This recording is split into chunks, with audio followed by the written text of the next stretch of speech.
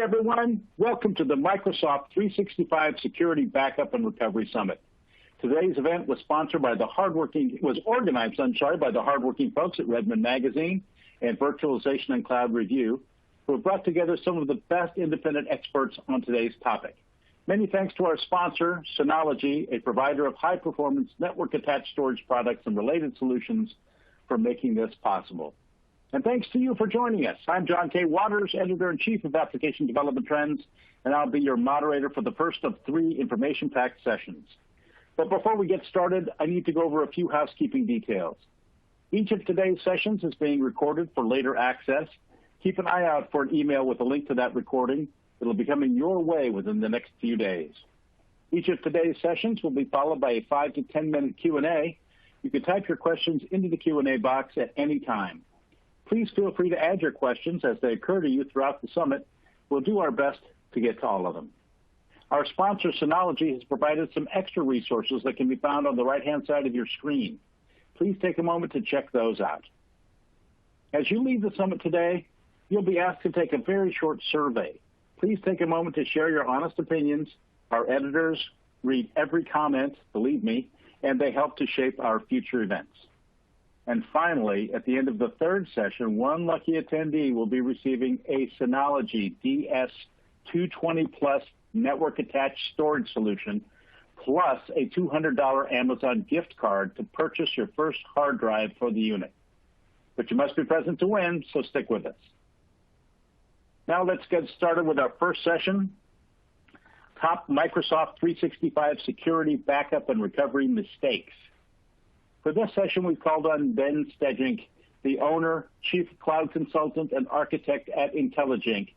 Ben is a Microsoft certified trainer who has been working with SharePoint for more than 15 years and nearly a decade with Microsoft 365. Ben is a sought-after speaker and co-host of the MS Cloud IT Pro podcast, where he discusses the latest technologies in the Microsoft 365 and Azure space from an IT point of view. I know you're in for a great session. Take it away, Ben. All right. Thanks, John, and thank you for having me. I'm excited to do this session and completely unsolicited, too. I actually have my Synology NAS sitting in the closet right here by me. So I can actually vouch for their products as a user of Synology NASs. But we don't want to talk about Synology NASs. You're here to learn about Microsoft 365 security, backup, and recovery. And I am getting over a bit of a cold. I sound a bit hoarse. Hopefully I can make it through it. I have coffee. I have water. If I suddenly go quiet, I may have had to sneeze or blow my nose or get hit by a coughing fit, and I will be back really quickly. So, again, thank you all for joining me, and let's go ahead and dive into these mistakes. So I picked 4 of them. Truth be told, you could probably come up with more. It's up for opinion. What are mistakes when it comes to security, backup, and recovery with Microsoft 365? I sat down, I was kind of going through this, trying to figure out what are some of these top mistakes that I've seen as I've worked with various customers. Maybe these are even mistakes that I have made myself. So I came up with 4 of them. And the 4 that we're going to look at are Microsoft secures it. So a mistake of understanding about where some of that responsibility lies when it comes to your security, and that Microsoft is going to do it all for you. Passwords, and this is an interesting one. This is actually a mistake I made, and I had someone call me out on this one maybe 4 or 5 months ago and started thinking about it, doing some more research. So there's a mistake around passwords that we're going to look at. Another one is a mistake in securing Microsoft 365 and the whole assumption that just because it's in the cloud, it's accessible from anywhere. And then we'll wrap it all up with it's in the cloud. Microsoft 365 is in the cloud. Why do I even care about backup and recovery when it's in the cloud? I thought that was the purpose of the cloud. So those are the 4 we're going to dive into. I have a slide for each one of them. And then I also will go in and do a demo. We're going to look at some of these different settings, some of these different configurations, and one, kind of what they are, and then two, how you can go about and take care of some of these mistakes that you may make when it comes to security, backup, and recovery. So the first one is Microsoft secures it. One of the common mistakes I see when it comes to Microsoft 365, Office 365, and even the cloud in general is that, you know what, it's up in the cloud. Microsoft is managing users. Microsoft is managing the platform.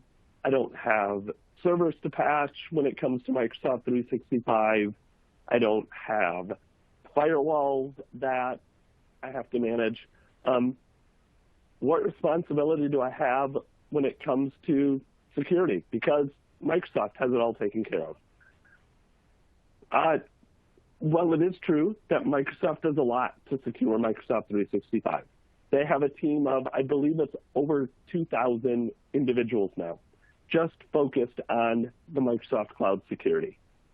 They're watching for some of those different attack vectors, different IP addresses that people are coming from, maybe different tenants that are trying to be accessed when it comes to spam filtering and malware filtering.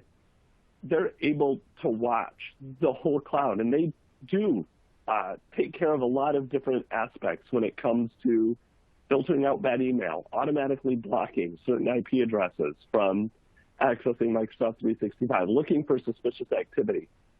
But even though they still do a lot of that, they have a lot of security that they do take care of for you, from patching and firewalls and networking and all of that.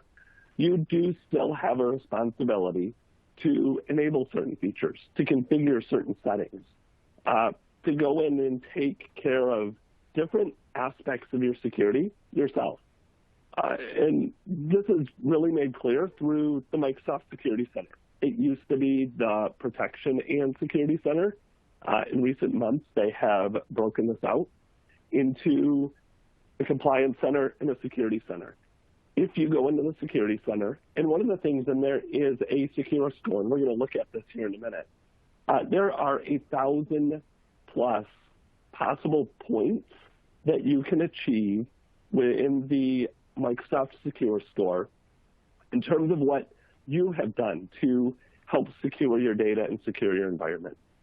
So there's still a lot that you do need to think about, to pay attention to when it comes to securing Microsoft 365 and securing your environment. You still have your endpoints. When I access Microsoft 365, I'm accessing it from a device. I'm accessing it from a mobile phone. I am accessing it from a computer, from a laptop. There's any number of devices and endpoints that I may be accessing Microsoft 365 to, and maybe those endpoints are still exposed to threats. There's still security to think about there. And there's 150 different items you can configure. So we talked about Security Center, those 1,000 plus points. When it comes to those 1,000 plus possible points, those are across 150 different items that are called out that you can go in and configure, that you can tweak and make settings to on your end. And then you also have those user-created issues. A user clicking on a link in an email that maybe for some reason it didn't get caught. You still have users that maybe don't update their devices. They don't install the latest security updates. They don't install the latest patches on their devices. So you can still have some of those user-created issues. And another one of these we'll look at, too, is it gets into backup and restore and some of those issues that users can create there. So we've talked about Security Center. We've talked about these. What is Security Center? What does it look like? So we're going to jump into a demo. We're going to do a lot of jumping back and forth here between slides and a screen share. So I'm going to go in and share my screen. And this is that home page that you get to when it comes to that Security Center in Microsoft 365. I mentioned that secure score. So you can see this is my production environment, and I have done some work already to secure my environment. But you'll see, even with that, I'm at 492.26 of those possible 1,046 points that I can achieve. You can kind of see the history of my secure score over time. Certain things that may have been done that have improved my security. Maybe there's certain things that have been done that have taken away from that security. So this is a good gauge when it comes to what do I need to do? What responsibility do I have to go in and configure my Microsoft 365 environment? The first thing you have on that secure score is a couple buttons down here. Improve your score, view your history. So let's go in and actually improve your score. What can I do? This is where it starts getting into those items that you have, those actions that you can take as a user to go in and improve the score. You'll see a bunch here. There's Defender for Endpoint. This is going to be a bunch of those actions you can take for using a particular product, using my Defender for Endpoint, to help secure your devices. I do use Mac, so one of those is turn on a firewall for Mac OS. That's going to give me 10 points. So as you go through here, you can look at what are these score impacts? What can I do to achieve the greatest amount of score? At this point in time, turn on the firewall is one of the top ones. And you'll see as we go down here that some of these I've already done. I've already enabled Microsoft Defender Antivirus, scanning downloaded files. I have the Microsoft Defender Firewall turned on some of my Windows devices. MFA for administrative roles is something else that I have done within my environment. So once you get into Microsoft 365, this is one of those first places I would go look is what are some of those things that I can do to secure my environment, or what are some of those things that I'm not doing? And you can filter these out too. Do I care about more securing identity? So I can go filter out this list and look at some of those identity issues. One of those for mine is ensure all users adhere to MFA. So once I go in here, I can actually see some of those action plans too. So this not only helps me identify issues, that helps me kind of plan out what am I doing or what have I already done. Microsoft 365 may not have visibility into some of the third-party options that you're using. So if you've already resolved these, you can mark them as resolved, improve that security score, mark them as planned. It also gives you some of those steps on how you can implement it. What can you actually do to go resolve this particular issue within your items to secure in Microsoft 365? And I actually see a question here too. I might touch on some of these questions as we go, especially if they're particularly relevant to what I'm showing. Anthony, I may have already answered this one, is how does Microsoft Secure Score know when you have performed the actions in there? One of them is looking at these configurations. So the implementation here is to go in, set up some of those conditionals, the conditional access, or set up some conditions, conditional access. So it's going to look at some of that configuration that you've done in your environment, as well as, like I said, if I resolve this through a third party, I can actually mark that it's been resolved, that I've taken care of it. So there's a couple different aspects there for Secure Score to know when you've done it based on a manual marking it as done, or by picking up that that configuration has already been set within your environment. Some of those configurations too aren't set by default because in certain cases, conditional access being one of them, you may not actually have the proper license to take care of that issue. You may have some extenuating circumstance within your environment where a certain feature can't be enabled, it can't be turned on for some reason. So there's a lot of other things within the Security Center that you can go look at as well. This is just that high-level secure score. But if you want to go through and work on securing endpoints, this is where you have a lot of that endpoint security. We talked about that being one of those possible vulnerabilities that you need to address as an administrator of Microsoft 365 in terms of helping to configure those endpoints. Emails, whether you're doing some of the threat trackers, you're doing message tracing. You can even do some attack simulation training. Audit logs, and lots more resources here around going through and setting up security within your environment. So I highly recommend, once you get in Microsoft 365, don't just assume that Microsoft has it set up to be the most secure it can be. They do a good job. It is not that this is inherently unsecure. It is just that some of that responsibility and some of that configuration does end up falling to you as an administrator to go in and configure certain settings, educate users, secure your endpoints, and turn on certain features as you can to help improve that security posture. So, number 2, this is one that I was actually called out on. I was doing a presentation, I believe it was back in maybe June or July, and someone asked me about changing passwords. And the way I've been trained, my knee-jerk response was, absolutely, go change passwords. This is what we as IT pros have been taught for years and years and years and years, is complex passwords and change them on a schedule. This is changing. More and more, or I would not even say more and more, but the guidance now is to actually not require password changes. Do more with multi-factor authentication. Leverage Windows Hello within your environment. And enable passwordless. I've had passwordless running in my Office 365 environment for a while. I have it on my personal Microsoft account. Passwordless just hit general availability for Microsoft 365 within the last month or so. But if you go do reading, if you go look at NIST and some of the new CIS benchmarks, this is a lot of text.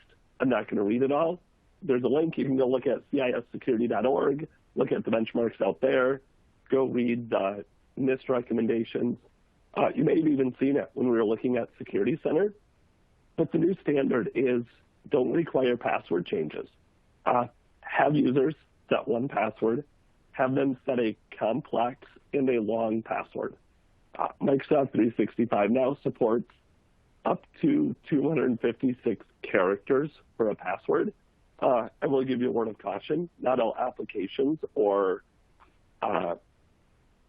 things, services, etc., that interact with Microsoft 365 may support entering a 256-character password when you're trying to connect. But those long passwords are supported. And these recommendations are set a password once, don't set it to expire, and use MFA, use passwordless. So truth be told, your users don't even need to change their passwords. They just go in and use their passwordless, and I'll show a demo of what this looks like here in a minute. What studies have shown, and if you sit down and think through it, and this is what I did, changing passwords leads to greater insecurity because, and again, I'm guilty of this as well, people tend to just change 2 or 3 characters. Let's say you're using a 12-character password.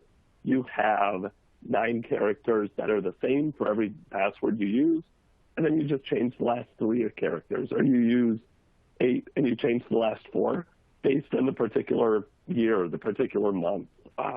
Maybe you're just going sequential numbers. You're going 23, 24, 25, 26 every time you change your password. Having those password changes on a regular basis actually lead to greater insecurity because people get lazy. People don't want to have to remember a completely different password. They just want to make minor changes so it's easier to remember, which means that it's easier to guess. Your password changed in 90 days, but really only 2 characters changed in your password. So this is one that's changing. And I do see a comment here that PCI still requires password changes every 90 days. Hopefully, maybe that'll change as some of these come out, because these are actually some of the NIST and some of the other policies that are saying don't change your passwords, in my mind, are actually more worried about security than something like PCI. So fingers crossed that hopefully more and more people will start to see this change. But this is one of those that I think it's going to take some time. People are used to changing passwords.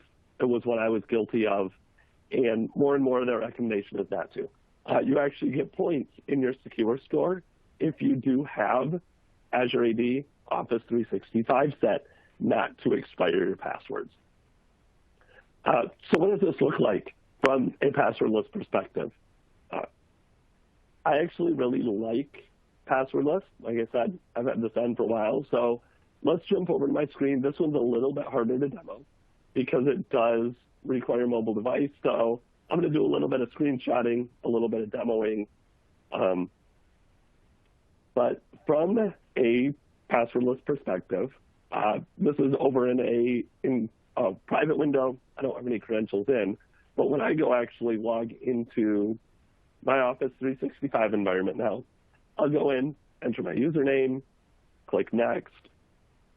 Typically, if you just have a work or school account, you get prompted for a password here.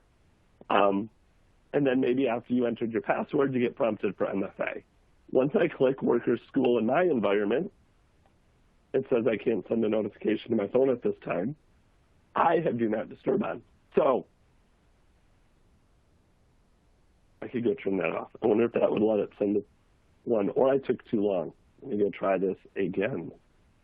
My demo is failing. Oops.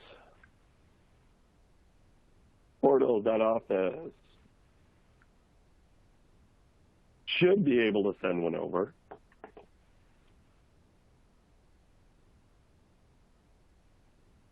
Work or school, we'll try this one more time. There it goes. So now instead of a password, I actually get a number, 88. If I go into the Authenticator app on my phone, and this is where I have to do a little bit of screenshots, this is what I get. You are trying to sign in. Please enter the number that's shown to sign in. This recently changed in mine.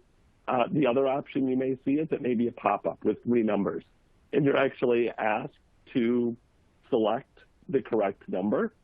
And once you select the correct number, once you type that number in, so for instance, I can go back here. I am popping open that Authenticator app on my phone. It does require some type of facial ID passcode. So I can't even just get into the app on my Authenticator app on my phone. Type in the number. So I typed in 88. I hit OK.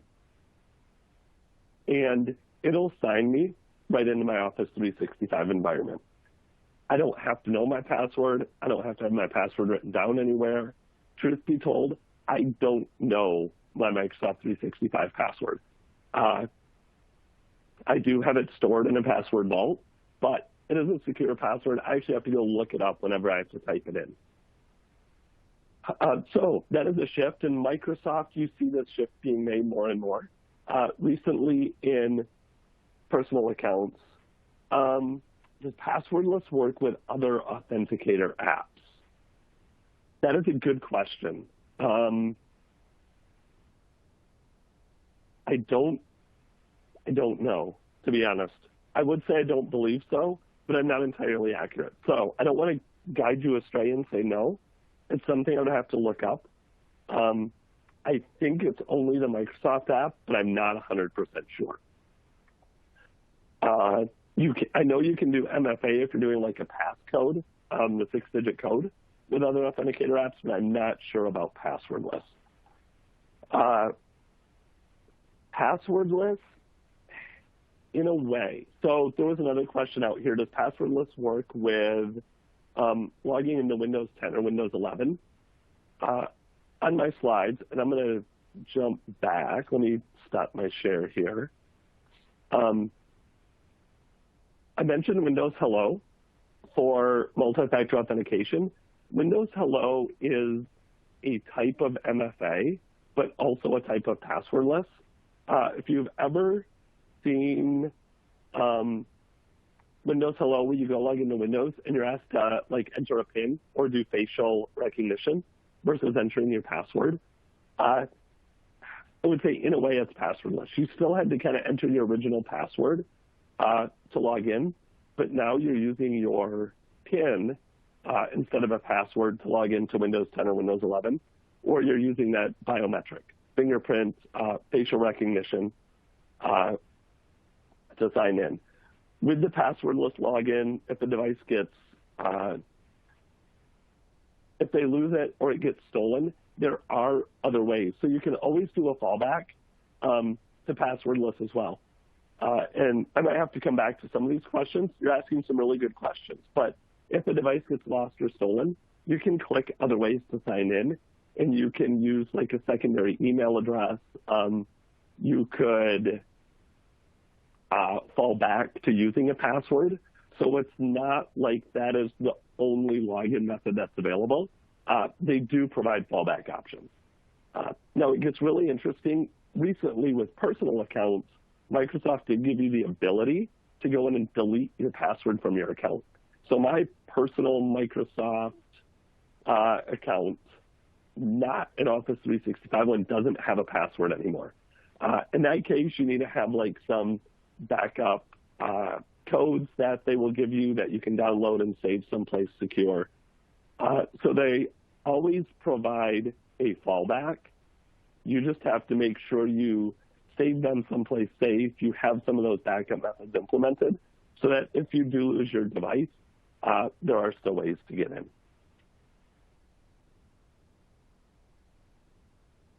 All right, and I will come back to some of those questions as well. Some of the comments too are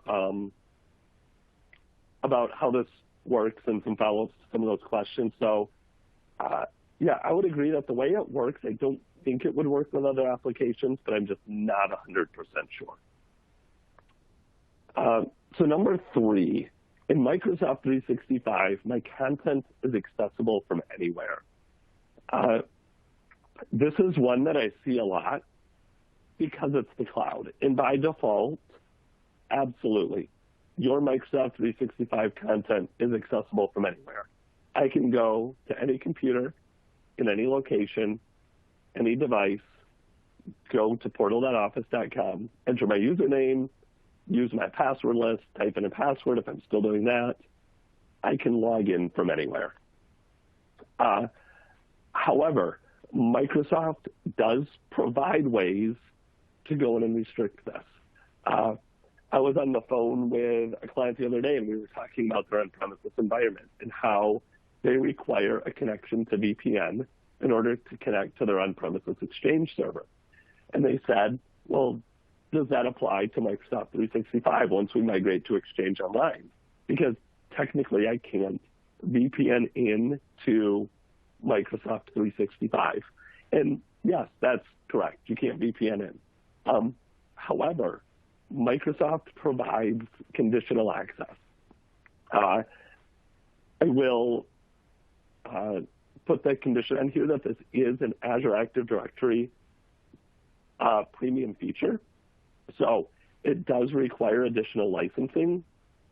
However, if you are worried about people logging in from anywhere, if you are worried about security, if you're in one of those environments where you have some PCI, you have HIPAA, you have certain NIST certifications, I think that upgrade to Azure Active Directory Premium is well worth it if you're worried about security of your Microsoft 365 environment.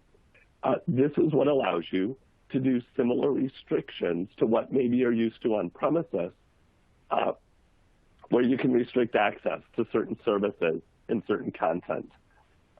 You can go in and choose if users are going to connect to Outlook, go connect to Exchange Online for email, can they use the native Mail app on Android or iOS? Or are we going to force them to use an Outlook application that we as a company manage? Do they have to use a secure browser?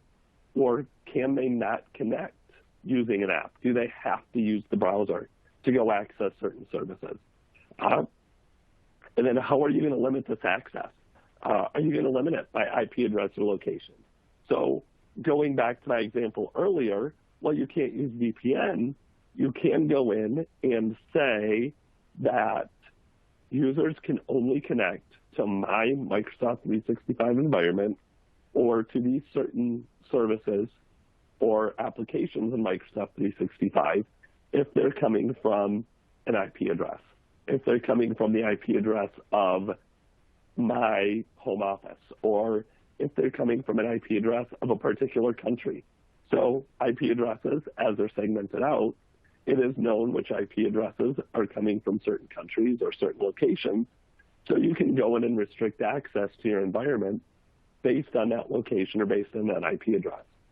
You can go set up device filters. Do I follow a naming convention with all of my corporate devices? Or are all of my corporate devices either joined to Active Directory or joined to Azure Active Directory? I want to go in and set up device filters so that based on which device I'm connecting to my Microsoft 365 environment from, I have certain abilities. I was working with another client who said, you know what, if they're connecting from a corporate device, I manage it. I have it in some device management enrolled software. And users can download anything they want on it. They can use applications. They can use desktop applications. They can download files from SharePoint. They can save attachments from their email to their local computers. I manage the device, so that's okay. However, I don't want a user going into a store, going into their friend's house, connecting to Office 365, and downloading content to a random computer sitting at a store somewhere, or a random computer at their friend's house because they had to quick check their email and wanted to download a document.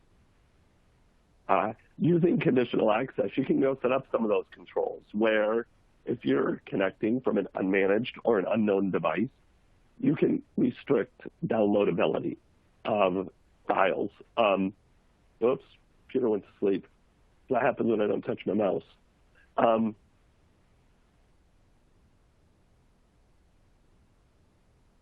You can go in and say that they can only have browser-based access to these applications. So they can go in, they can read their email, they can access their email, they can access files in SharePoint, but they're not able to download them or save them anywhere. So there's lots of different functionality that comes via conditional access in Microsoft 365 to really help secure your content and secure your applications, your various services. So, quick demo. This is one, it's hard to show in a demo. There's lots of intricacies to conditional access, but I do kind of want to walk through it, give you all an idea of what this looks like and how this works within an environment. So back on a desktop here, we have conditional access, and this is actually part of Azure Active Directory. So you can see I went to, and I'll actually go back to navigate to it, aad.portal.azure.com. If you do not know about that URL, free tip, that gets you to Azure Active Directory for your environment. Once you're in Azure Active Directory, you can go to Azure Active Directory, go down to your security, and then within security, you have conditional access here. What you do in conditional access is go in and configure certain policies. So you'll see I have a few SharePoint policies, an Exchange policy. These three are actually disabled. So I created them, I was testing them, demoing them, ended up turning them off. but then I do have 4 of them that are enabled. One of them is around requiring MFA for Azure management, requiring MFA for admins in my environment, blocking legacy authentication, so forcing all of my apps to use modern authentication, and then user protection policy. Another nice thing that you can do is they do have a what if up here. With conditional access, you do have to be very careful. It is possible to actually completely lock yourself out of your Microsoft 365 environment. You put the right conditions in place, you enable them, and all of a sudden, nobody can log into Microsoft 365 because of the particular condition that you put in place. If you're going to do this, make sure you have exclusions, make sure you test it, be careful. But this what if does allow you to go in and look at some of those settings. If I'm a user, if I'm using a certain application, if these certain conditions are true, what is actually going to happen? So this will go through and help you kind of outline a particular scenario and see what policies will apply. From setting up a policy, that perspective, it's just going through and clicking through the different options. So this could be our demo policy, and then you can go set which users or which groups these are going to apply to. Is this going to apply to all of my users, or is it just going to apply to some of them? I can go in and select certain users and groups, where now I can go through and say, only Aaron has this policy applied to him. Or this is going to be all of those external guest accounts, guests that I've invited into Teams or into SharePoint to collaborate with. Maybe those users, I don't want them to be able to download files. My internal users, my corporate users can download. Guests can only view them in the browser. So the first is going to be, who are these policies assigned to, or who are they assigned to? And then if you do want to exclude certain users, so I mentioned when you go set up policies, set up exclusions so that you don't inadvertently lock yourself out. My best practice is when I have one of these, especially when I'm testing out a new one, I always add some global admin into my exclude list to at least test out that I can log in with a different user. Once I've verified that my policy doesn't inadvertently lock me out somehow, I can go adjust that exclusion list. So one of those, again, just be careful with it.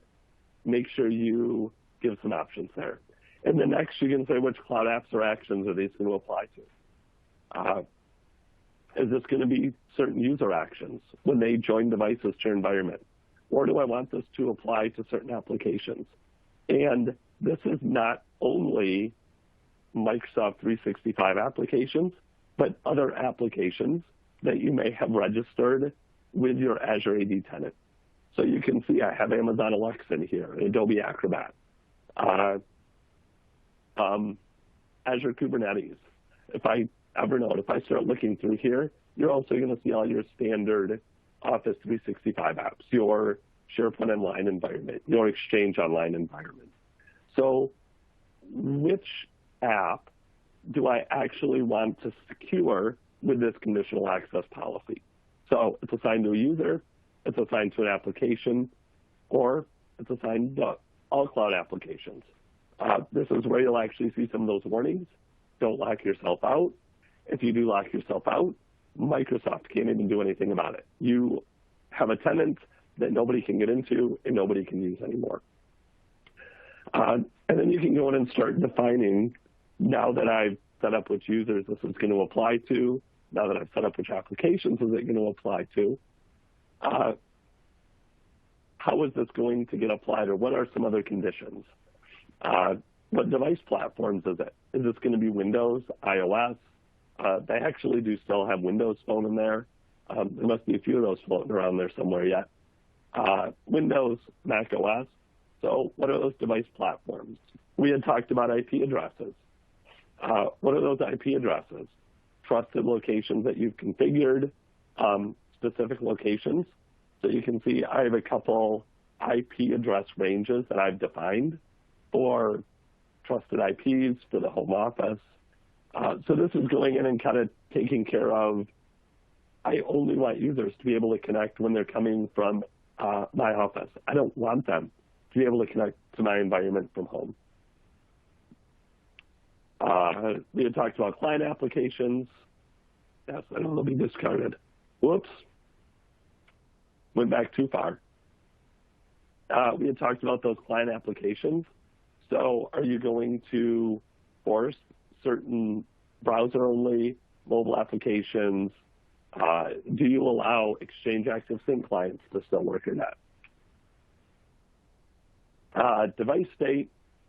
So if there's a bunch of these, you can go through. We can go in and configure this, all device state. Filter for devices, this one's new. Filter for devices, I mentioned. This one has not always been there, and this gives you a lot more flexibility than you used to have with this, where you can go in and actually choose any number of properties around manufacturers, models, IDs, various extension attributes, operating system versions. So there's lots of options you have here as well around what those device states are and how you can manage that. Access controls. So once you go in, are you going to grant access and require MFA? Or do you require that device to be marked as a compliant device or not? Are you going to require certain approved apps? And this will go out and give you a list of certain approved apps. So what are those conditions? So once they've met a user, they've met a particular application, they've met a particular condition, does that mean they get access with some of these other requirements? Or does that actually mean that you're going to block access for them to their environment? So what do all those conditions mean? Does that mean they're allowed to get to it or not allowed to get to it? Session controls, these are a little interesting. I would go read about these. App enforced restrictions works for SharePoint and Exchange Online. This is what would allow you to say, based on all of these conditions and these assignments, don't allow people to save attachments from Outlook to their device, or don't allow people to download files from SharePoint. There's some stuff around persistent browser sessions. Some of these are new. I have not, to be honest, sorted through some of these settings yet with these various session controls. Microsoft is always adding ones to these, like this resiliency default or resilience default. I don't remember even seeing that one before. So session controls, these, before you just start testing them and clicking checkboxes, go read about what each one of these does. I use app enforced restrictions the most, just because this one is what allows you to block downloads from SharePoint from Exchange Online. So conditional access, super powerful when it comes to securing your data, securing your environment when you're in that cloud environment where typically, by default, access is going to be allowed to from anywhere. And then finally, number 4, content in Microsoft 365 doesn't need backup. This is another one. I used to be on the fence with this one. I used to say, you know what? It's in the cloud. I don't need to back up my data. Microsoft has at least 3 copies of my data in the cloud. Why do I need another backup of it? Ransomware. This one has gotten bigger and bigger, especially in this last year. I feel like I've seen this one more and more. Ransomware can still hit your Office 365 environment. It could be through ransomware that hits your endpoints. It starts encrypting data. That encrypted data gets synced up via OneDrive to SharePoint or to OneDrive. Or maybe it starts encrypting your email. Your email gets synced to Exchange Online, and your email gets encrypted. So ransomware is still a reason why you need to think through, do I really need or do I not need to back up my Microsoft 365 data? User error. is another one. Deleting content without realizing it. I went in, I deleted a file out of SharePoint, it went to the recycle bin, it only sits there for 93 days.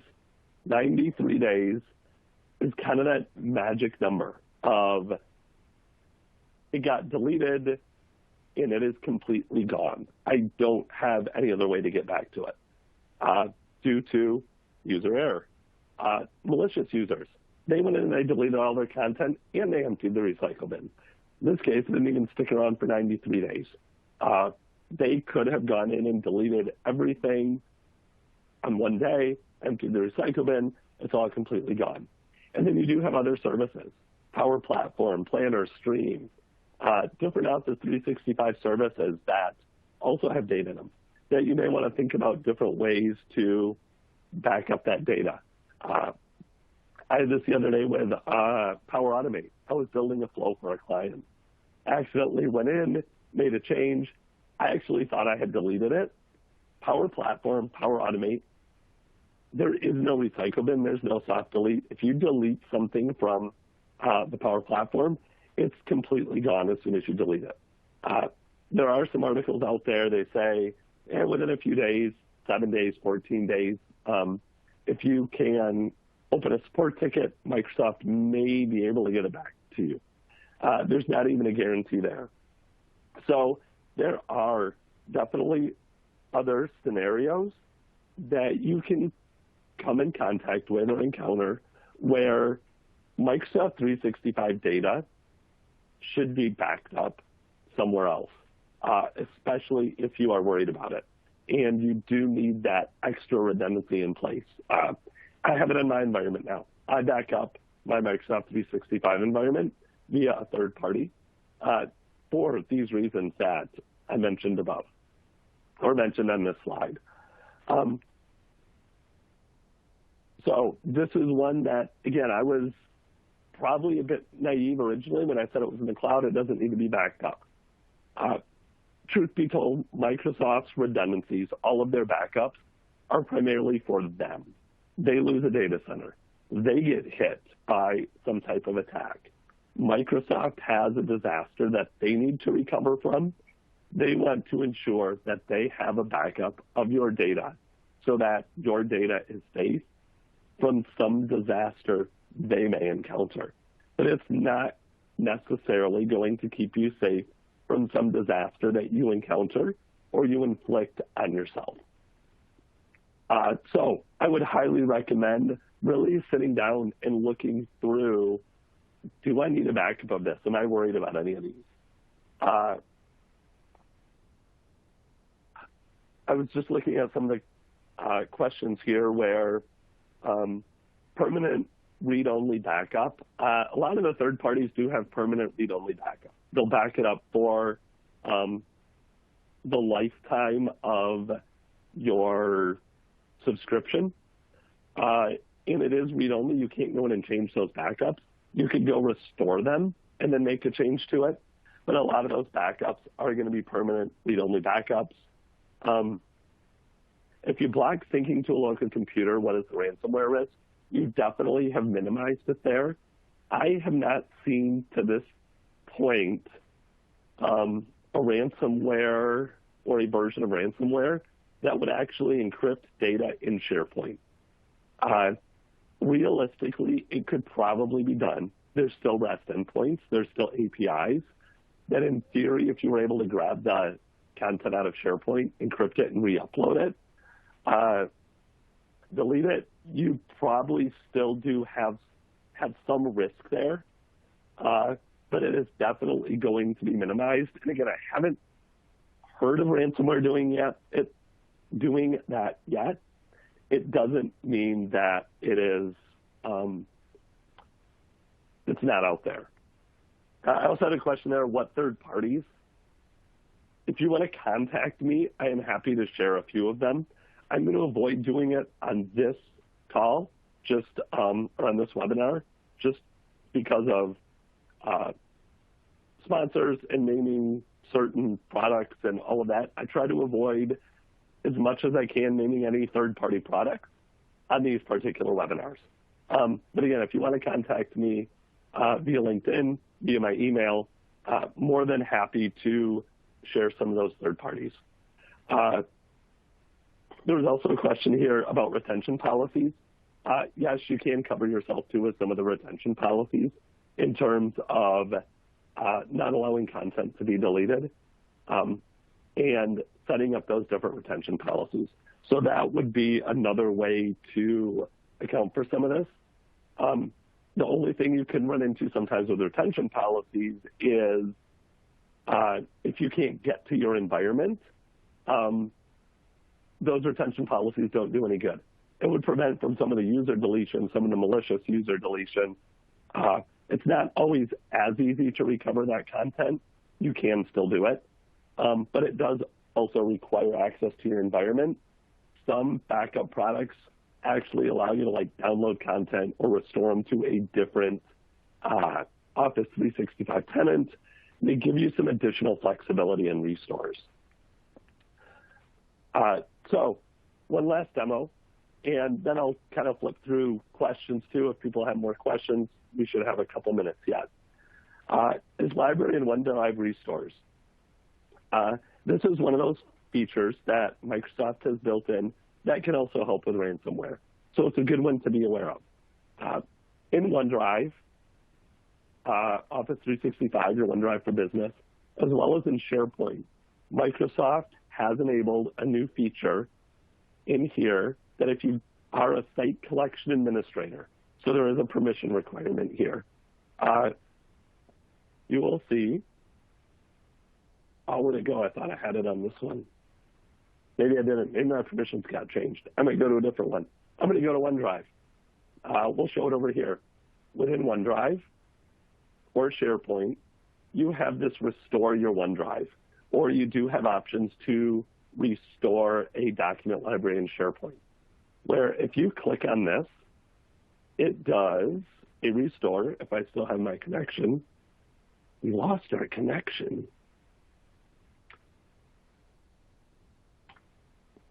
My demo is falling apart. OneDrive for Business. I'm logged in. OneDrive, restore my OneDrive. Let's try this again. There we go. I can go select a date. 1 week ago, 3 weeks ago, and it's going to give me which files were changed on a particular date. So I can go back and forth, go through the history of these files and look at what was restored 8 days ago, select a change to see changes, do a restore button to actually undo all of those highlighted changes. So what this does allow you to do, both in OneDrive, and again, I might have to go look at a different demo, in SharePoint, if you're in a library, you'll have a library restore setting here too, is you can go back if you did get hit by ransomware.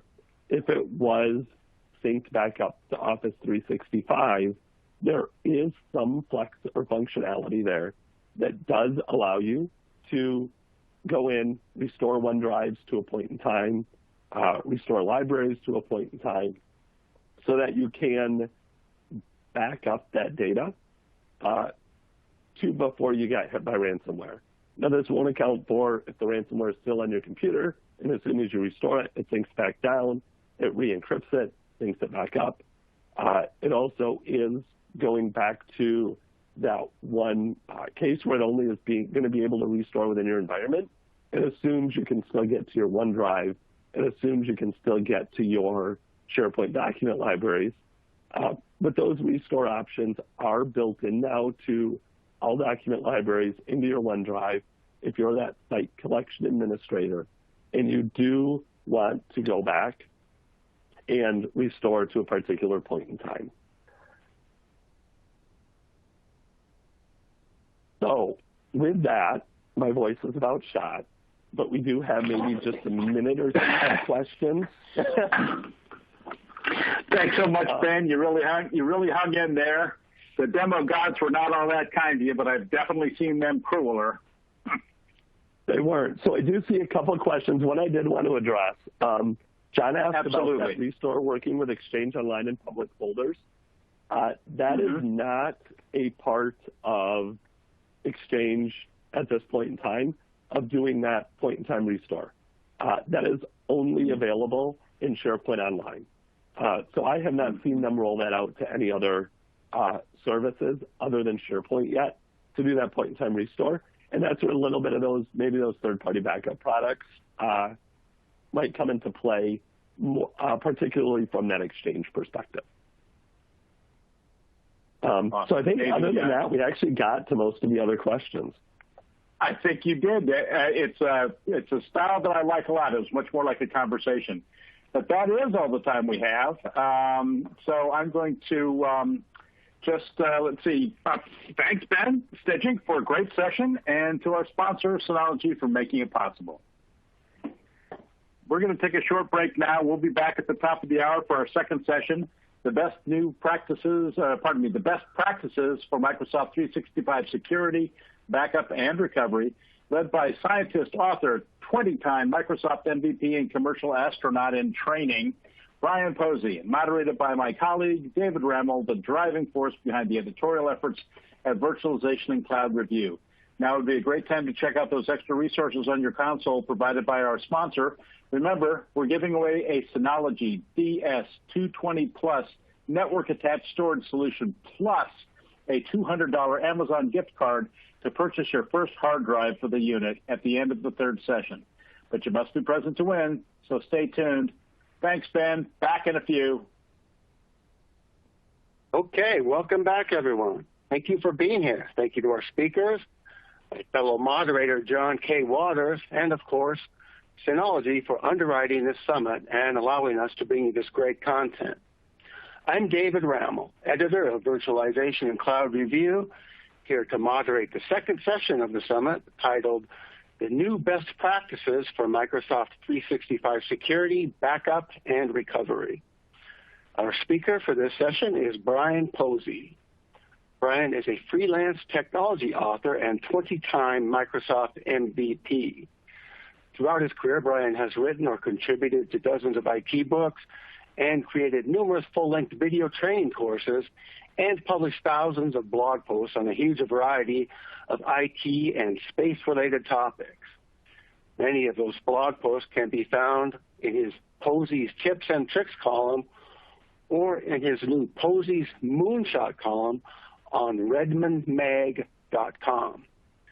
Brian, it's great to have you here. Please take it away. Hey, thank you so much, David.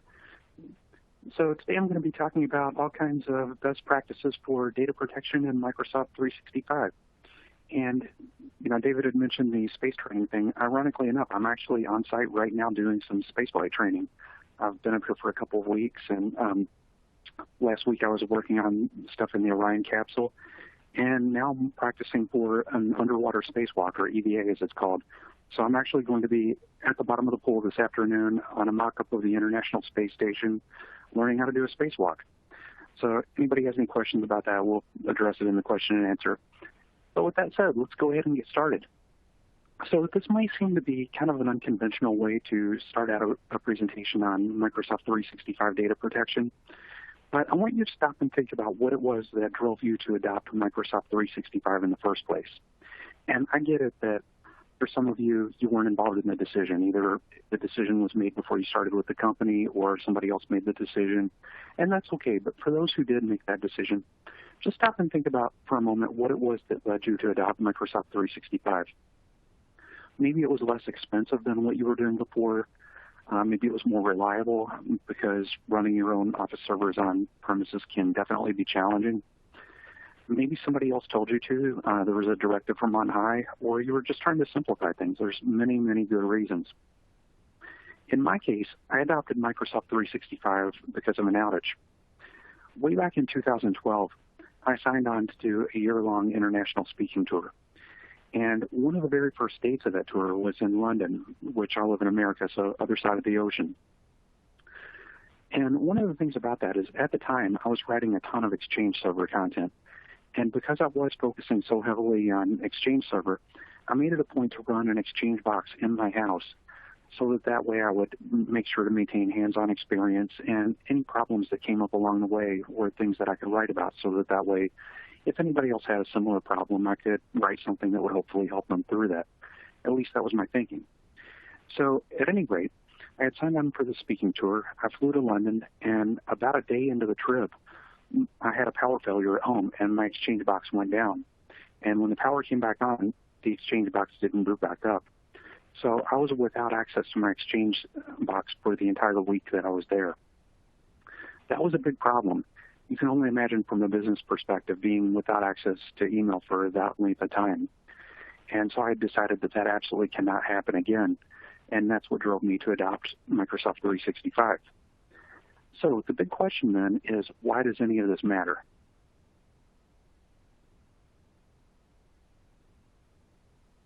Sorry, having a bit of trouble changing the slide. Well, the reason why that matters is because it solidified in my mind that ultimately it's the data that matters with regard to Microsoft 365. Because if it was simply a matter of being without my email for a week, no problem. I've got a Hotmail account that I use as a backup, and I could use that to send messages back home. As a matter of fact, that's exactly what I did. But what was really problematic is not having access to that Microsoft 365 data. All the messages that were in my inbox that I deal with on a day-to-day basis, calendar items, all my contacts. So the data is what matters. And so, I'm one person. But imagine in a large environment, if there was an outage like that and nobody had access to their data for an extended period of time, that would be hugely problematic, and it would have a major, major impact on the business. So the data is what matters, and because the data matters so much, it only makes sense to protect it. So when it comes to data protection in Microsoft 365, Microsoft uses what's called a shared responsibility model. Now, the specifics of this model are a little bit tricky at times, but what it really boils down to is that Microsoft is responsible for keeping the Microsoft 365 platform healthy, and Microsoft 365 subscribers are responsible for protecting their own data. That's what they mean by a shared responsibility model. Both the subscriber and Microsoft share in the responsibility of keeping everything running and secure and healthy and all of that.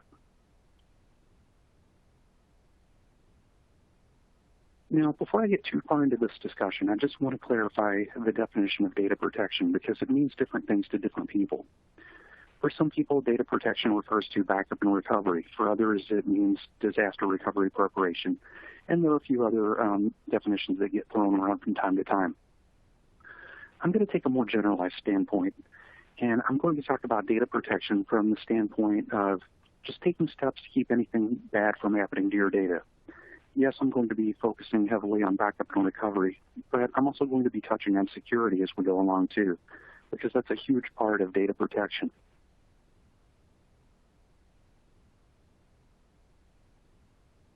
So backup lesson number one. When it comes to Microsoft 365, back up absolutely everything, even if you don't need to.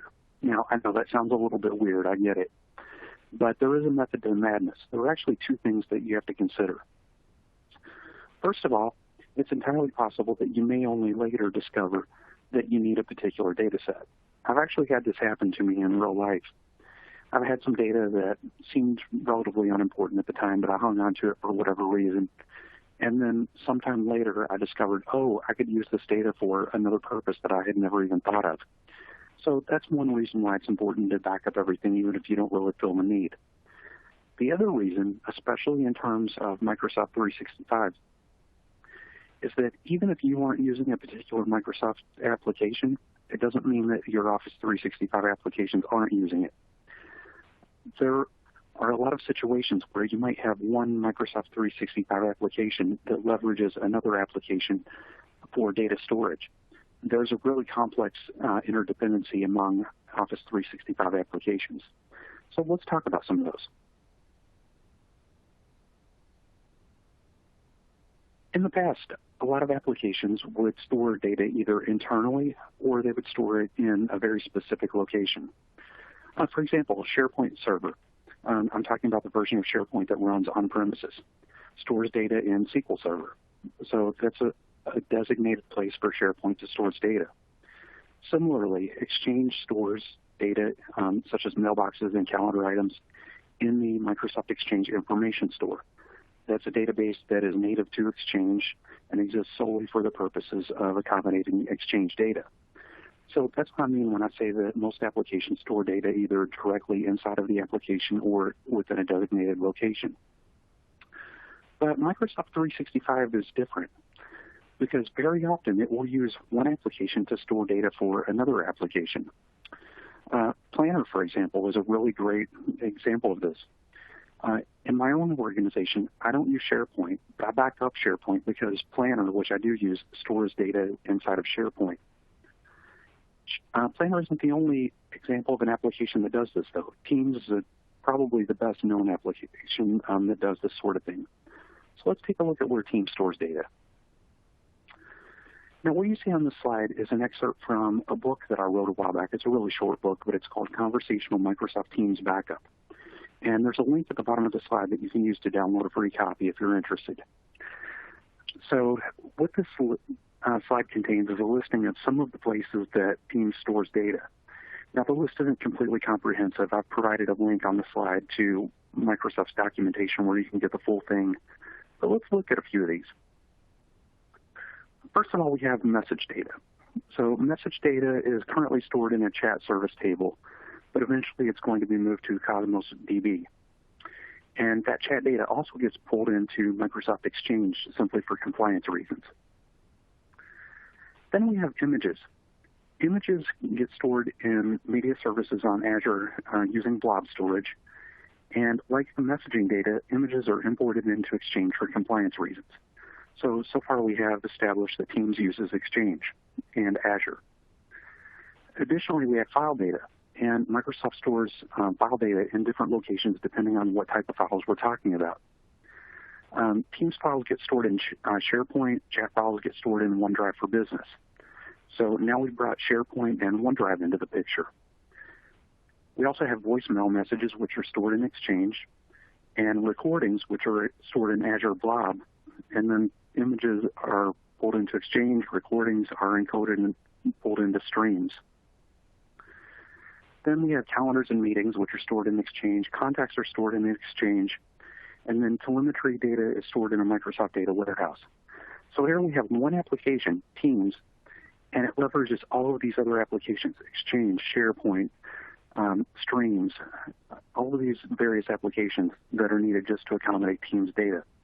So when I said that it's important to back up everything in Microsoft 365, even if you don't feel the need because you're not using a particular application, that's why it's so important. So that's the number one best practice that I could give you. So let's talk a little bit about data recovery in Microsoft 365. As I'm sure a lot of you know, when you delete an object in Microsoft 365, it might not actually be gone. Microsoft 365 has a number of different data protection mechanisms that are built in that can help you to recover data that was accidentally deleted. So this raises the question of, do you actually need to back up on Microsoft 365? Personally, I say yes, and hopefully I'll be able to justify that reason as we go along. But it's a fair question to ask.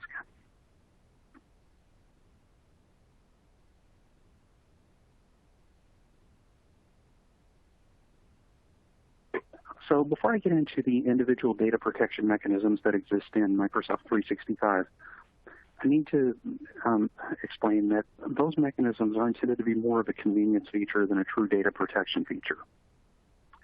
And that's my terminology, not Microsoft's. And there are several reasons why I say this. For starters, the native recovery capabilities tend to be inconsistent across the various Microsoft 365 applications. You'll find that the retention periods differ depending on which mechanism you use, as well as the recovery capabilities that exist. There are also a number of situations in which the native features won't provide the level of recovery that you need. And sometimes, not always, but sometimes really weird things can happen if you try to use the native recovery mechanisms to recover data. And this can happen because of that complex interdependency that the applications have upon each other that I talked about earlier.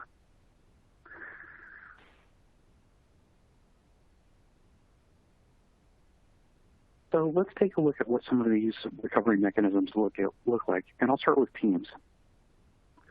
Now, in Teams, every team that gets created has a corresponding Azure AD group that's also created as a part of that team. So if you want to recover a team, what you really have to do is recover the associated group. And unfortunately, that's something that has to be done through PowerShell. So if you're going to restore a team that's been deleted, the first thing you'll need to do is open up a PowerShell window, connect to the Microsoft 365 environment, and then use the get Azure AD MS deleted group commandlet. You can see it at the top of the slide in the PowerShell window.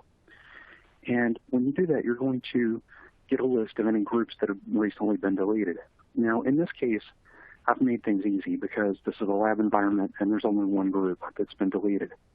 In a production environment, though, where users are creating and deleting groups all the time, you're probably going to find that there are a large number of groups that you'll have to sift through in order to find the right one.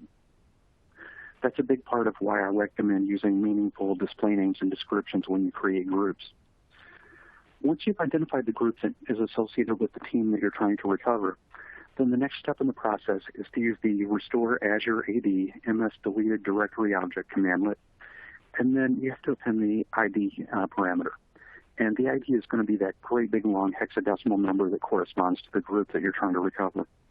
So when you enter that, then that's going to recover the group, which is in turn going to recover the deleted team. So this process works surprisingly well, but there is one big problem with it. And that problem is that there's no granularity. When you use the native mechanisms to recover a team, it's an all or nothing endeavor. In other words, you can recover an entire team, but you can't recover items within the team. You can't use this method to get back an individual file within a team that was deleted, or a chat, or other types of objects within a team. So it's all or nothing. That's one reason why I recommend using a third-party backup product. So what other native recovery mechanisms exist? Well, in the case of OneDrive, there's something called the OneDrive Recycle Bin. And the OneDrive Recycle Bin works a lot like the Windows Recycle Bin that exists on the desktop. And the retention period for deleted items depends on a number of factors. One of the big factors is what type of account are you using. If you're using a Microsoft 365 account, then the OneDrive Recycle Bin has a retention period of 93 days. If you're just using a Microsoft account, then that 93-day retention period shrinks to 30 days. So just something to keep in mind. So the way this works is that you open up OneDrive and pull up this menu that you see on the left. And you'll notice that there are two arrows on the left side of the screen, a red one and a green one. The red arrow points to open your OneDrive, and the reason why that arrow is red is to basically convey don't click here, because if you do this, it's going to open the OneDrive on your local Windows operating system. And if you do that, there's no option to access the OneDrive Recycle Bin. So to access the OneDrive Recycle Bin, you'll have to use the View Online option, which is next to the green arrow. And this is going to open your browser and take you to a screen like what you see on the right side of the screen. And you can see I've got the Recycle Bin selected. Now, there's no files to recover right now, but this is what the interface for recovering those files looks like.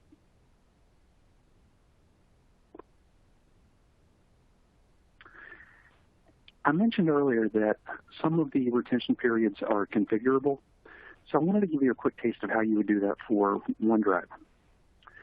As you can see, I've got the Microsoft 365 Admin Center open, and what I've done is I've gone to active users, and I've blacked out most of the users, but you can see one user account on the slide. And when I click on that, you get this pop-up window that appears on the right side of the slide. And what you need to do is select the OneDrive tab, and then down in the lower right corner of that pop-up, there's a link to manage data retention. So clicking on this link gives you the ability to adjust the retention period for OneDrive.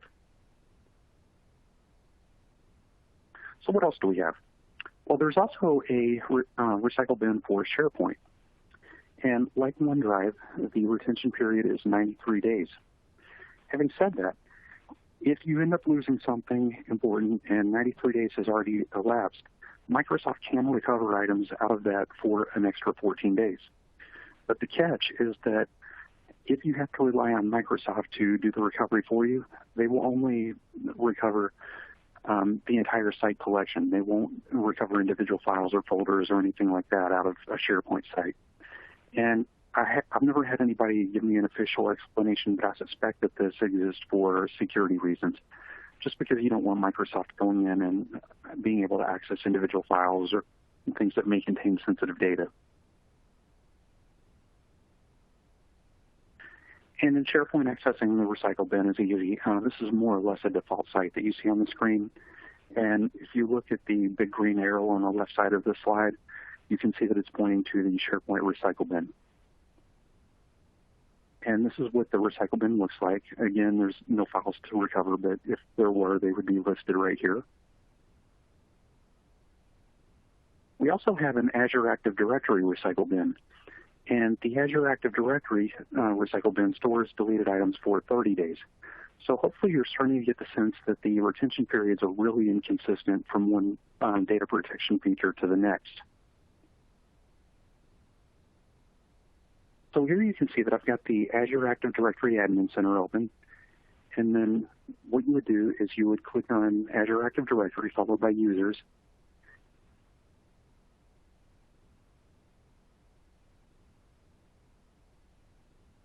And then once you've done that, you would click on Deleted Users, and then that's going to show you any user accounts that have been deleted and give you the ability to recover those accounts.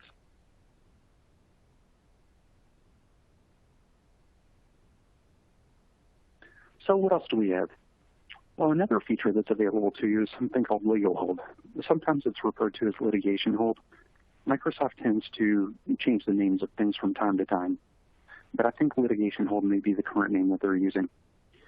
Now, the idea behind this feature is that every once in a while, an organization might be subject to a lawsuit and be ordered to preserve any data related to that particular lawsuit. So Microsoft gives their subscribers the ability to put certain data on legal hold so that it can't be deleted or modified, and you have the ability to export that data to opposing counsel. So you can actually use the legal hold feature to protect data because it is designed to prevent data from being deleted or modified. Just keep in mind that it wasn't created for that purpose. Also, whenever you put data on legal hold, that counts against your overall storage limit. And the restoration process is also somewhat messy, especially if you need to do a really granular restore when there's lots of data involved.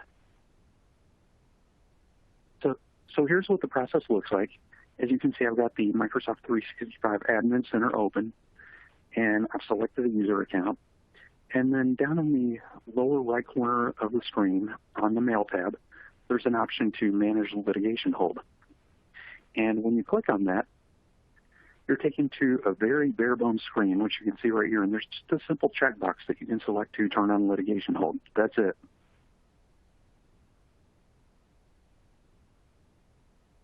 And then one more feature that I want to talk about is retention policies, which is sometimes referred to as versioning. Now, Microsoft doesn't call it versioning, but it's a term that gets thrown around from time to time. You'll see it on some of the messaging boards related to Microsoft 365.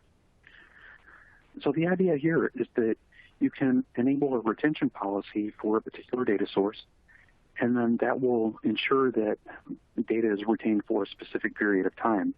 And as changes are made to that data, that can also be stored as well. So you have the ability to recover a previous version of, say, a document.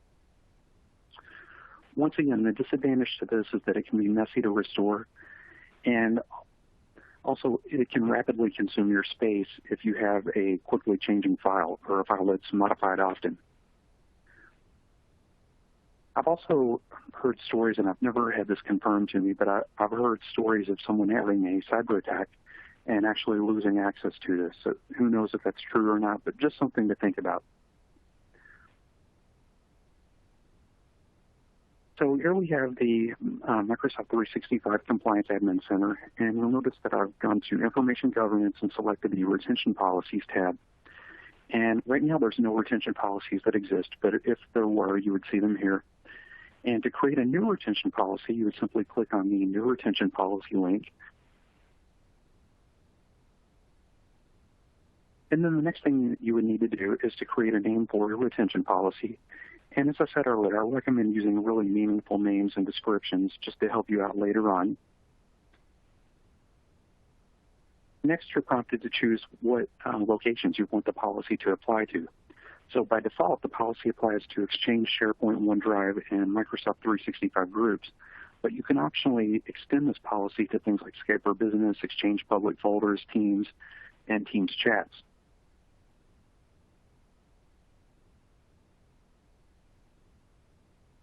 So this is what it looks like when you set up a retention policy. So specifically, what you need to do is set the retention period and then choose when you want the period based on. So you can base it on when the file was created or when the policy was put into effect.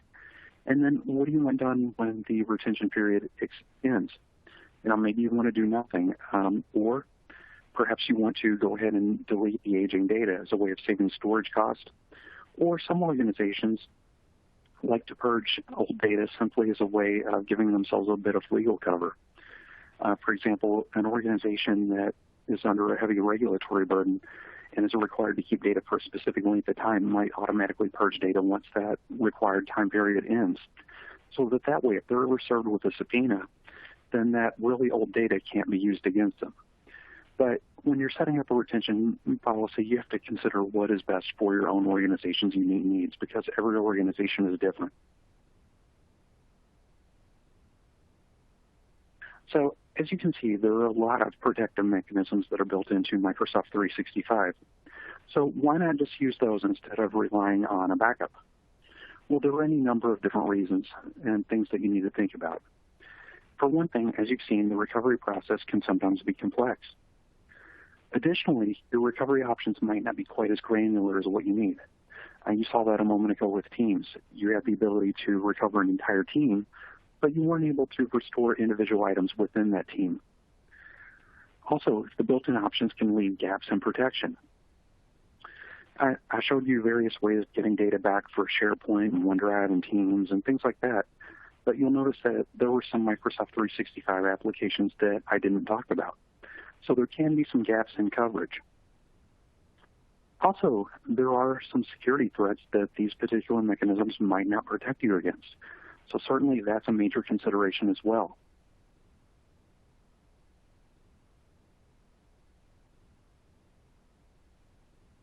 One of the things that you have to consider is the potential for accidental deletion. Now, again, this is where the SharePoint recycle bin and the OneDrive recycle bin come into play. If a file accidentally gets deleted, then yeah, chances are you're probably going to be able to recover that file from one of those recycle bins, assuming that you notice the deletion soon enough and the retention period hasn't expired. On occasion, you might even be able to use Outlook to get a file back. And as ashamed as I am to admit it, I've actually used this trick more than once. There have been occasions where I've deleted a file that I later discovered that I needed, and then I'll remember, oh, hey, I emailed this file to somebody a week ago, so I'll go digging into sent items, find that message, and get the file back that way.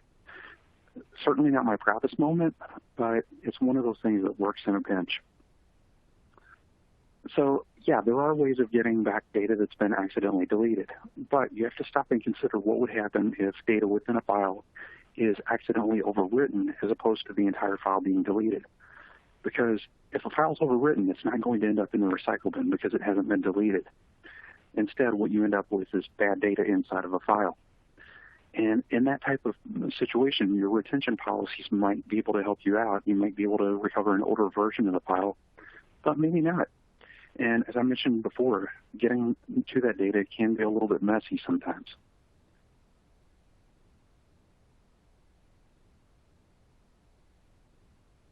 Another reason why it's important to go ahead and take the initiative to back up Microsoft 365 is just simply for self-preservation. You know, I'm reminded of a situation quite a few years ago when Microsoft was pushing something called zero backups for Exchange. Now, zero backups never caught on, but the idea was based on the fact that Exchange data becomes stale really, really quickly.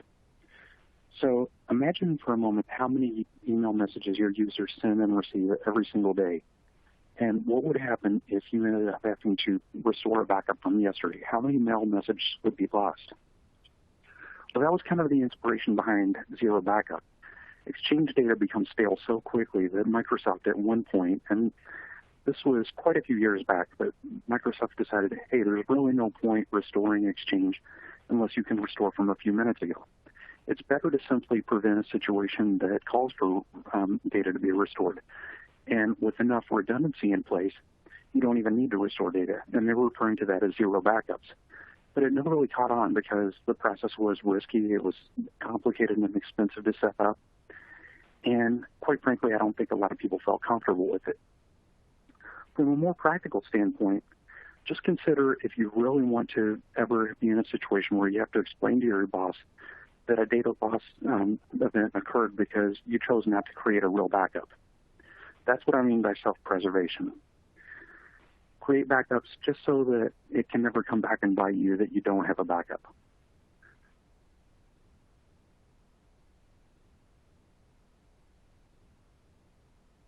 So another justification for creating backups in Microsoft 365 is legal and compliance reasons. A lot of organizations have legal and compliance mandates that require them to back up their data based on certain criteria. Now, having said that, the data protection mechanisms that exist in Microsoft 365 are legitimate, and there's always the chance that you would be able to convince an auditor that, yes, my data is protected because I have this mechanism in place and this mechanism in place and this other mechanism. An auditor may very well go for that. I don't know. I think it's up to the individual auditor. But let's just say for a moment that you are able to convince an auditor that your Microsoft 365 data is indeed being protected. The problem with that is that those built-in data protection mechanisms may not fully address all of your needs. For example, they may not fully adhere to your established data recovery SLAs. They might not adhere to your storage requirements or retention requirements. So there's a lot that you've got to think about beyond just, is the data protected in the immediate?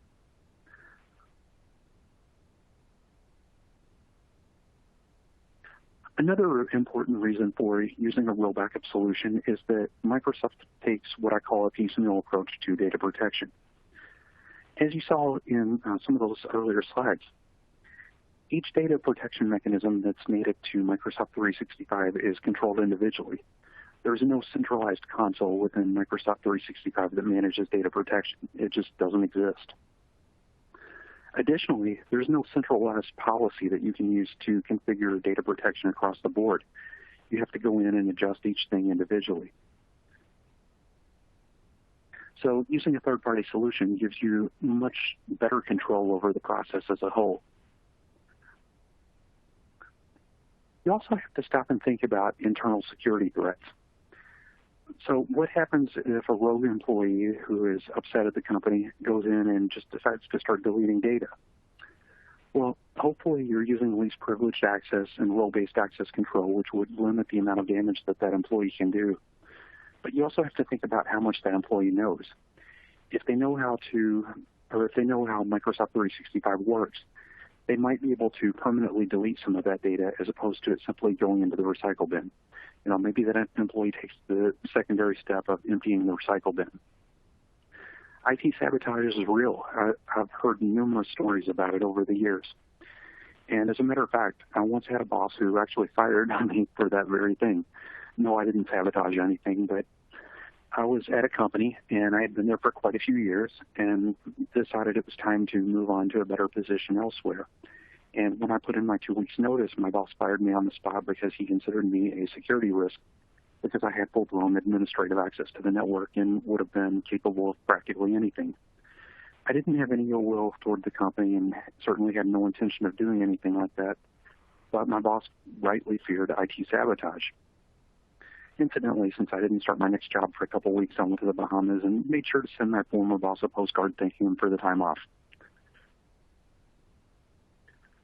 We also have external security threats to think about. And I'm not going to go into external security threats too much because we all know about hackers and things like that, but they are a great reason to back up your data and to make sure that you're using that least privilege access and role-based access control. As a side note, you should definitely start working toward a zero-trust architecture if you haven't already. A zero-trust architecture is an architecture in which nothing is automatically assumed to be trustworthy. Everything is verified before it's given access to a particular resource. And having that type of architecture in place can go a long way toward keeping your data secure if you do happen to have an external security event.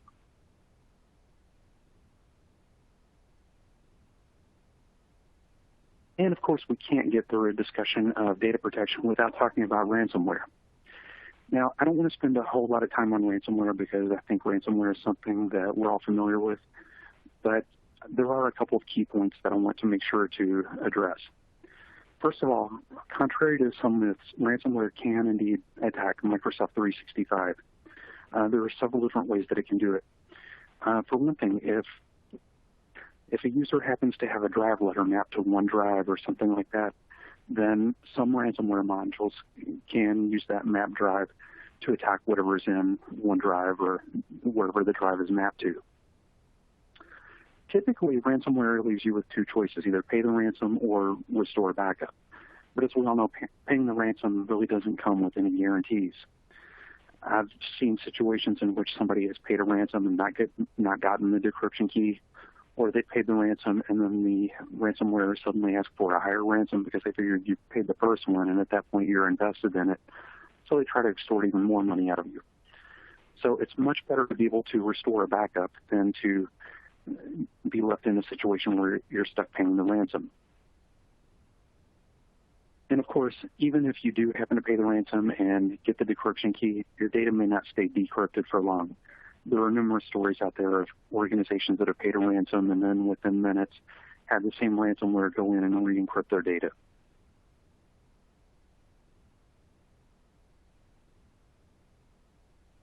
So the lesson here is that, especially as it relates to ransomware, don't be lax when it comes to backup security.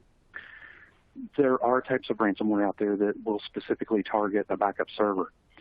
The ransomware authors know that your backups are the one thing standing between them and getting paid. So some of the more unscrupulous ransomware authors out there will actually try to take out your backup server or do something to ruin your backups in an effort to improve the odds of them getting paid. So when you're creating backups of your data, it's a really good idea to look for a backup application that supports immutable storage, because even if the ransomware were to encrypt all of your data and then that encrypted data suddenly gets backed up, because the backup storage is immutable, you've at least got a way of going back to a previous version of the data that is fully unencrypted. Ransomware can't do anything to immutable storage. Also, as you're looking for a backup solution, try to find something that is location agnostic, because systems today are nothing like what they were in the old days. Data is fluid. Typically, organizations have resources running in the cloud, and they have, or even multiple clouds for that matter, and they may still have resources residing on premises. So it's important to be able to back up from anywhere and restore to anywhere. If, for example, you've got Microsoft 365 applications running in the cloud, and you've got some Microsoft servers running on premises, you may be able to back up something that's running on premises and restore it to Microsoft 365. So just make sure that you have that kind of flexibility. That can be super helpful if you ever have an outage on premises. Another best practice is that complexity is the enemy of security. Now, I didn't invent this one. I can't remember who said it. I wish I could give proper credit, but this one didn't come from me. But the basic idea is that the more complicated an architecture is, the more moving pieces it has, and any one of those pieces could conceivably become a security vulnerability. So try to keep things simple wherever you can. This is especially true when it comes to your backups. So try to reduce backup complexity wherever possible. If you are able to, use a single backup application to protect on-premises resources and resources that are running in the cloud. Not only can this help to strengthen your security, but it can also help to reduce administrative error, since there's only one interface to learn and one backup application to manage.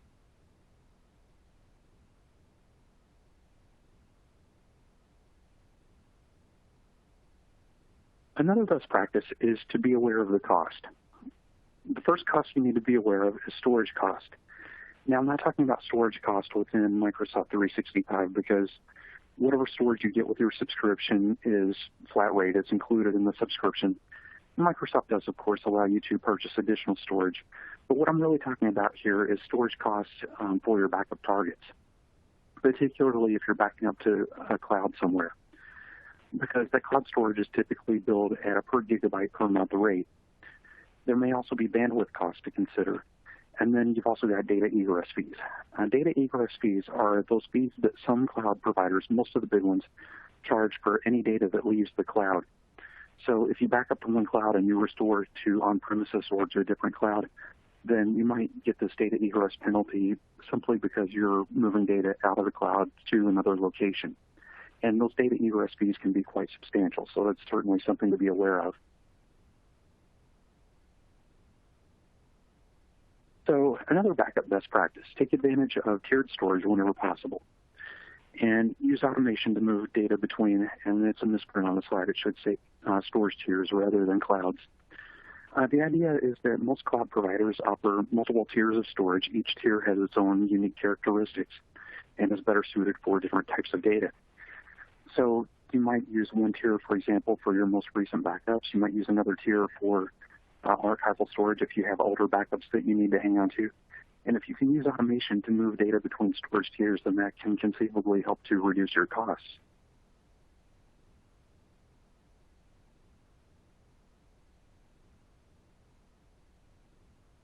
So another thing to think about is a common argument that I've heard many, many times.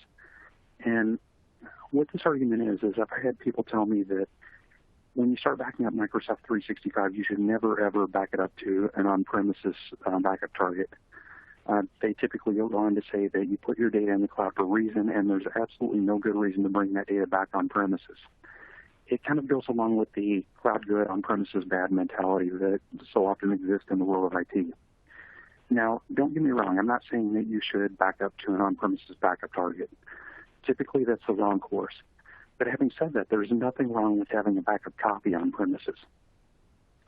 The way that I would generally recommend backing up Microsoft 365, and again, every organization's needs are different, but what I would recommend doing in most cases is backing up to a target in the cloud somewhere, whether that be on Azure or AWS or something else, and then replicating that backup to an on-premises storage location, assuming that the data egress fees for doing that aren't going to be cost prohibitive.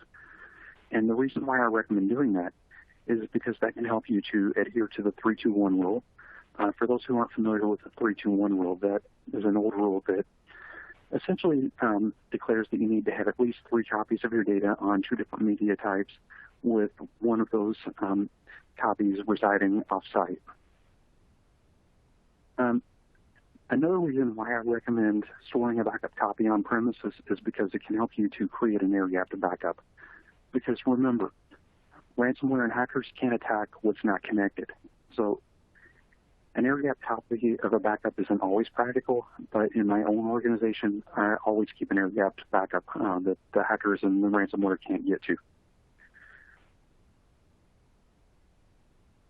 And as I mentioned earlier, you don't want to back up your Microsoft 365 data directly to on-premises because if you have to restore that data, the restore times are probably going to be quite lengthy just based on the fact that all of the data has to traverse the internet to get back up to the Microsoft 365 cloud.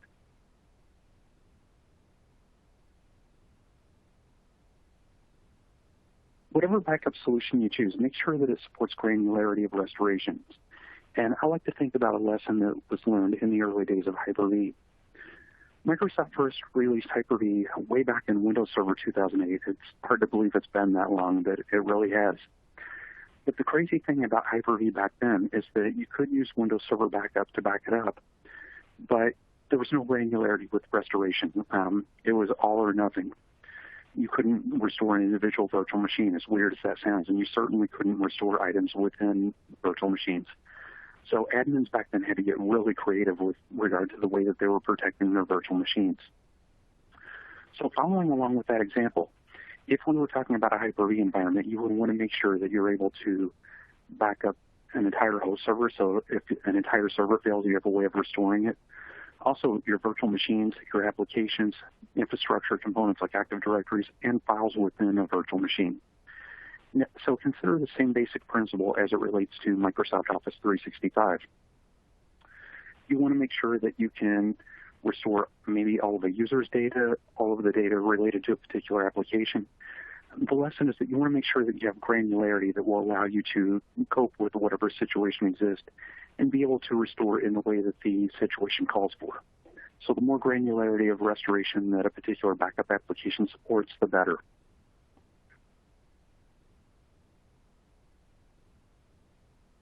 And I am just about out of time, but one last thing that I want to mention is don't forget to back up data that is external to Microsoft 365. And I'm talking about Office documents and other data that might be stored elsewhere. Because it's really easy to set up a backup application and tell it, hey, go back up my Microsoft 365 applications. But you're typically going to have users who are saving Office documents to places other than SharePoint and OneDrive. They might have data on their own laptops. They might have it on an on-premise file server. Who knows where that data is going to be stored? It's just important to remember not to neglect that data. So with that said, I am just about out of time and would like to go ahead and open it up for questions. Okay, great. And we do have some questions. And I would like to remind the audience that we can take questions until about 5 minutes to the top of the hour in order to give you a short break before the next session. So send them on in. And let's get started. Early on, you were talking about retention policies. This is an easy question to answer. And you brought up a screen where it would list those, but there weren't any. And so Jim from the audience was wondering, if I have legacy retention policies, will they appear in this area? By legacy retention policies, if you're talking about retention policies that were created on premises, no, they won't. You would have to recreate those retention policies. Okay. The next question comes from David. He mentioned something I have not heard of. It's called security through obscurity. I just looked it up, and it is a real thing. David is asking. Oh, yes, I'm well familiar with that. Yes, I am very well familiar with that, and I think it's viable. Probably the best example I can think of, and I'm kind of showing my age here, but when Wi-Fi first started gaining mainstream acceptance and suddenly, like overnight, all of your neighbors had Wi-Fi and you started having hackers that were doing war driving where they would drive around a neighborhood and just search for access points, I adopted security through obscurity because everybody at the time was using 802.11b, so I got an 802.11a router just so that my access point wouldn't be discoverable through that means. So security through obscurity, most people had never heard of 802.11a at that point. Okay, and the next question concerns, toward the end of your presentation, you mentioned protecting data that is external to Office 365. And somebody was asking if you can just expound on that a little bit. Yeah, absolutely. The basic idea is that in a perfect world, your users are saving all of their documents directly to SharePoint or to OneDrive. But as we all know, users have their own way of doing things. So you might have documents that get saved to a user's laptop or to an on-premises file server. The only thing that I was trying to convey is that you want to be cognizant of the fact that data probably does exist outside of SharePoint, OneDrive, and whatever else, and just make sure that you're backing that data up so that you don't have a data loss event, because that is technically Office 365 data. It just exists outside of Office 365. Okay. Next question comes from Glenn in the audience. It reads, you mentioned it was all or nothing with native Microsoft Restore, just as a SharePoint site. Is this true of OneDrive Personal and OneDrive Business? I honestly have no idea. I've never had to get Microsoft support involved in restoring that. Okay. The next question reads, can you restore files from the Office 365 environment to locations not in Office 365? Depending on what backup solution you're using, absolutely. That's one of the reasons why I talked about granularity of restoration and location agnostics, is because a lot of the solutions out there will allow you to take your Office 365 data and restore it elsewhere, whether that be an on-premises Office server or if you're talking about file data from SharePoint or OneDrive, if you're restoring that to a file server somewhere. So yes, a good backup application does give you that flexibility. Okay. Continuing on the backup theme. Next question reads, I work in a really small organization. Can I get away with using the native backup tools? I would answer that with a definite maybe. I think it kind of depends on how small your organization is and how comfortable you are with those coverage gaps that exist using only the native tools. If you've got very little data up in the Microsoft 365 cloud and only a couple of employees, maybe that's a viable option. Personally, I wouldn't risk it. Most of the major backup vendors out there have lightweight free versions of their products. So you may even be able to find a free solution out there that will do a for real Microsoft 365 backup, and that would be superior to just relying on those native protective mechanisms. But even at that, you may be able to get away with using the native mechanisms. It just comes down to your organization's own unique needs. Okay. I'd like to remind the audience we have a few more minutes for questions, so feel free to send them on in. And here's another question continuing on the backup theme. It's very popular. The question reads, does it matter which backup application I use to back up Office 365? Yes and no. Microsoft 365 has been around long enough now that pretty much all of the major backup vendors support it. Microsoft provides APIs that all of the backup vendors latch onto and use that to back up the Microsoft 365 environment. Now, having said that, there was a Teams backup API that came out, I think it was last year, and most of the backup vendors, I think, are using that now so the Teams backup is natively supported within their wares, but there may still be a couple of backup vendors who haven't adopted that yet, so that's certainly something to be aware of. Okay. Moving right along, the next question reads, you recommend turning automatic download of images off in Microsoft email services? Yes, but only for one reason.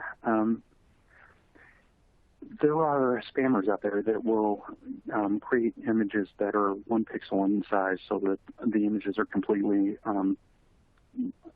like you would never even notice them. And what they do is they do pixel tracking. So if somebody opens a message and they have automatic download of images turned on, then that 1 pixel downloads, you would never even see it. But the fact that that pixel has downloaded, that's a signal to the spammer that that's a valid email address and that that person did open the message. And so your address gets sold at a premium rate to other spammers at that point. So that's the one reason I would recommend leaving that automatic image download turned off. Okay, very interesting. Next question reads, for email security filtering, is it best to have additional filtering on top of Microsoft email security?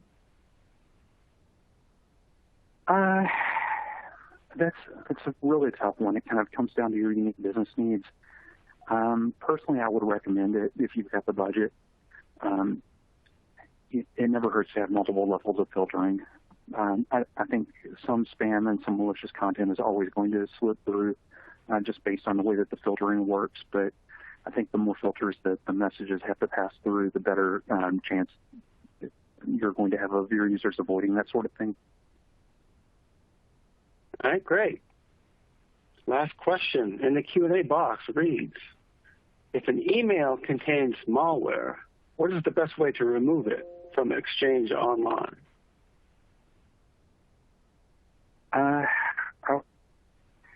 The best way I would say is to use one of those external filters so it gets removed before it even makes it to Exchange. But there are quarantine mechanisms built into Office that you can use to make sure that that automatically gets removed before the users ever even see it. Okay, this just popped in from John. He's asking, does the preview screen still pose a security risk? Does what screen? The preview screen? Oh, the preview screen. Probably not like it used to. I'm assuming you're talking about the reading pane. On my own systems, I have that turned off if that's helpful to you to know that. I don't think it poses quite the security risk that it used to because Outlook is more secure than it used to be. Browsers are more secure than they used to be. But still, I just feel better having it turned off. Okay. Well, it looks like that's all the questions we have time for. Thanks again, Brian, for a great presentation and answering those questions. Yeah, absolutely.